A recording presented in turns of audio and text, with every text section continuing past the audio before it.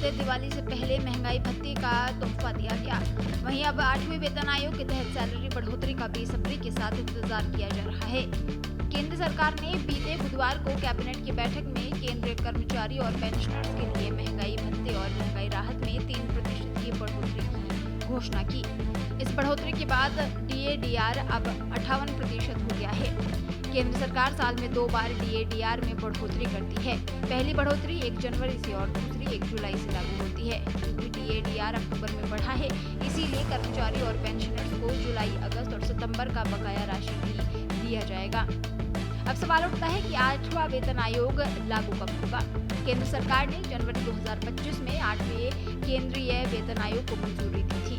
हालांकि इसके गठन को लेकर अभी भी आधिकारिक अधिसूचना सामने नहीं आई है और सरकार ने अभी तक नए वेतन आयोग के सदस्यों और अध्यक्ष को अंतिम रूप नहीं दिया है।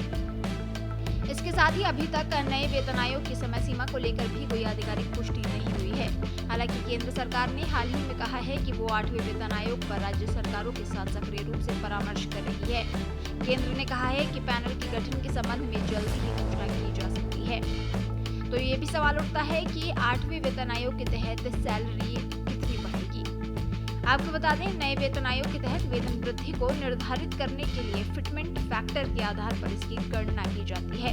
इसके लिए संशोधित वेतन बराबर मूल वेतन गुणा भाग फिटमेंट फैक्टर, इस फॉर्मूले का इस्तेमाल किया जाता है। फिटमेंट फैक्टर एक ऐसा पैमाना है जिसका उपयोग सरकार अपने कर्मचारियों और पेंशन भोगियों के वेतन और पेंशन का निर्धारण करने के लिए करती है।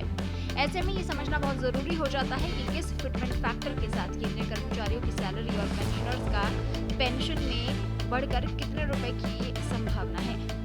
हालांकि यहाँ ध्यान रखना जरूरी है कि 8वें वेतन आयोग के लागू होने के बाद DADR शून्य हो जाएगा।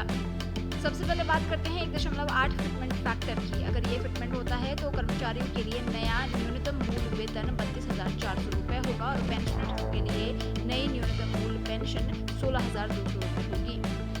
इसके अलावा 1.92 के फिटमेंट फैक्टर पर कर्मचारियों के लिए नया न्यूनतम मूल वेतन 34,560 रुपए होगा और पेंशनर्स के लिए नई न्यूनतम मूल पेंशन 17,280 रुपए होगी।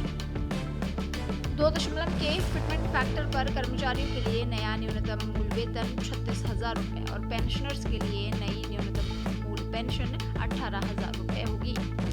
वहीं 2.08 के फिटमेंट फैक्टर पर कर्मचारियों के लिए नया न्यूनतम मूल वेतन 37,440 रुपए और पेंशनर्स के लिए नई न्यूनतम मूल पेंशन 18,720 रुपए होगी।